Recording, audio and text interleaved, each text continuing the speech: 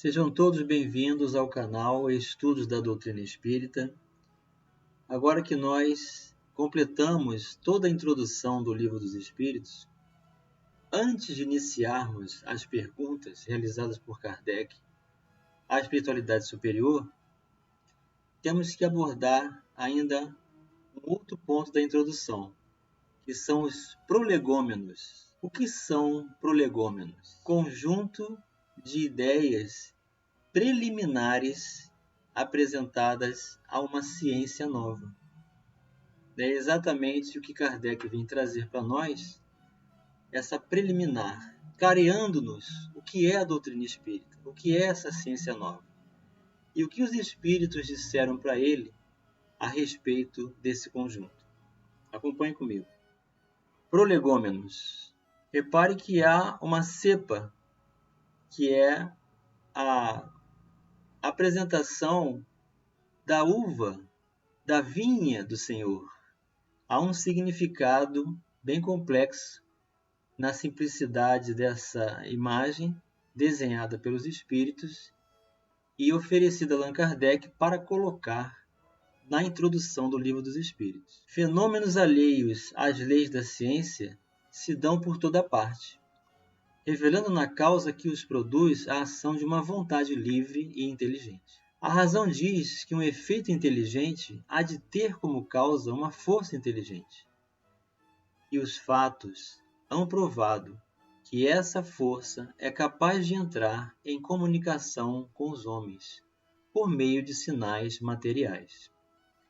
Interrogada acerca da sua natureza, essa força declarou pertencer ao mundo dos seres espirituais, que se despojaram do invólucro corporal do homem.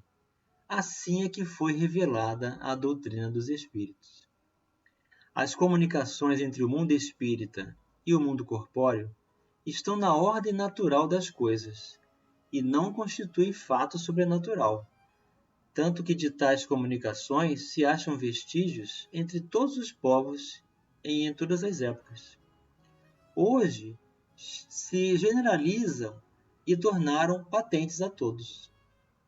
Os Espíritos anunciam que chegaram os tempos marcados pela providência para uma manifestação universal e que, sendo eles os ministros de Deus e os agentes de sua vontade, têm por missão instruir e esclarecer os homens, abrindo uma nova era para a regeneração da humanidade.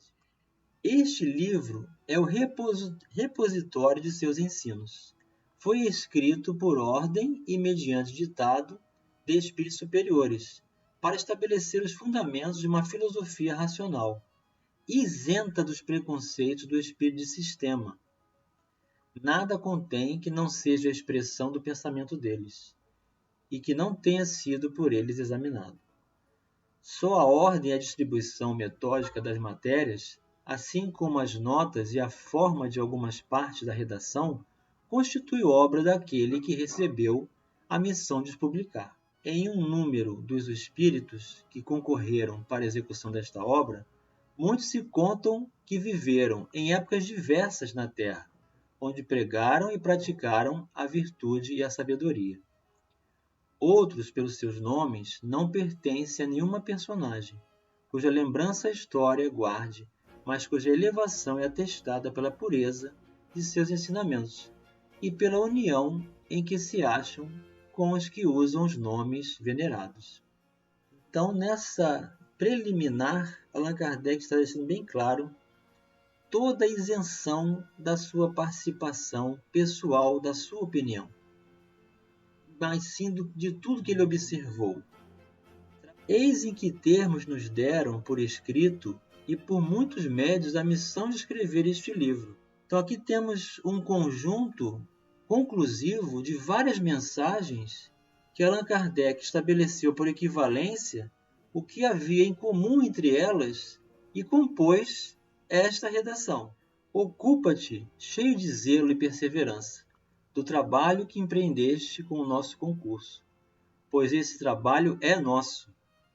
Nele pusemos as bases de um novo edifício que se eleva e que um dia há de reunir todos os homens no mesmo sentido de amor e caridade. Mas antes de o divulgares, revelo-emos juntos, a fim de verificarmos todas as minúcias. Veja que interessante. A espiritualidade convidando Allan Kardec sempre a rever aquilo que ele havia escrito, para ver se não há algum erro ou alguma interpretação dele interferindo na mensagem. Estaremos contigo sempre que o pedires, para te ajudarmos nos seus trabalhos, porquanto esta é apenas uma parte da missão que te está confiada e que já um de nós te revelou. Entre os ensinos que te são dados, alguns há que deves guardar para ti somente, até nova ordem. Quando chegar o momento de publicares, nós te o diremos. Enquanto esperas, medita sobre eles, a fim de estares prontos quando te dissermos. Porás no cabeçalho do livro a cepa que te desenhamos, o que havíamos mencionado sobre a cepa lá da uva, porque é o emblema do trabalho do Criador. Aí se acham reunidos todos os princípios materiais que melhor podem representar o corpo e o espírito. O corpo é a cepa, o espírito é o licor. A alma ou espírito ligado à matéria é o bago. O homem quintessencia o espírito pelo trabalho, e tu sabes que só mediante o trabalho do corpo o espírito adquire conhecimentos. Não te deixes desanimar pela crítica. Encontrarás contraditores encarniçados, sobretudo entre os que têm interesse nos abusos. Encontrá-los-ás mesmo entre os espíritos. Por isso que os que ainda não estão completamente desmaterializados procuram frequentemente semear a dúvida por malícia ou ignorância. Prossegue sempre. Crê em Deus e caminha com confiança. Aqui estaremos para te amparar, e vem próximo o tempo em que a verdade brilhará de todos os lados. A vaidade de certos homens que julgam saber tudo e tudo querem explicar a seu modo dará nascimento a opiniões dissidentes. Mas todos os que tiverem em vista o grande princípio de Jesus se confundirão num só sentimento, o do amor do bem, e se unirão por um laço fraterno, que prenderá o mundo inteiro. Estes deixarão de lado as miseráveis questões de palavras, para só se ocuparem com o que é essencial. E a doutrina será sempre a mesma, quanto ao fundo, para todos os que receberam comunicações de espíritos superiores. Com a perseverança é que chegarás a colher os frutos de teu trabalho. O prazer que experimentarás vendo a doutrina propagar-se e bem compreendida será uma recompensa, cujo valor integral conhecerás, talvez mais no futuro do que no presente. Não te inquietes, pois com os espinhos e as pedras que os incrédulos ou os maus acumularão no teu caminho. Conserva a confiança, com ela chegarás ao fim e merecerás ser sempre ajudado. Lembra-te de que os bons espíritos só dispensam assistência aos que servem a Deus com humildade e desinteresse, e que repudiam a todo aquele que busca na senda do céu um degrau para conquistar as coisas da terra. Que se afaste do orgulhoso e do ambicioso. O orgulho e a ambição serão sempre uma barreira erguida entre o homem e Deus. São um véu lançado sobre as claridades celestes. E Deus não pode servir-se do cego para fazer perceptível a luz. Assinado São João Evangelista, Santo Agostinho, São Vicente de Paulo, São Luís, o Espírito de Verdade, Sócrates, Platão, Fénelon, Franklin, Swedenborg, etc., etc., e etc.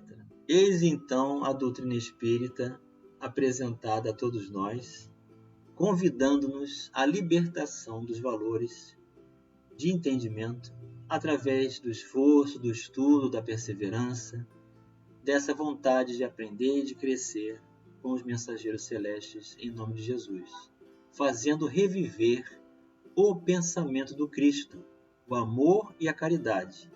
Para servir a Deus é necessário a humildade e o desinteresse pessoal.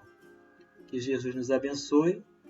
Um grande abraço e até o próximo vídeo.